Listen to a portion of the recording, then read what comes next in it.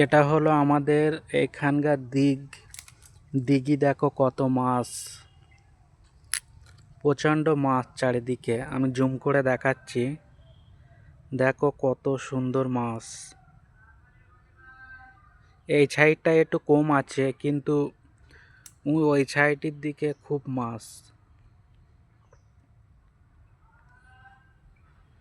দেখো কত জোরে হাওয়া হচ্ছে, প্রচণ্ড ঠান্ডা লাগছে। আর এটা হলো আমাদের এইখানকার আম বাগান, দেখো কত বড়। সুপুরি বাগান দেখো কত বড় এরিয়া। ভীষণ হাওয়া হচ্ছে এখানে।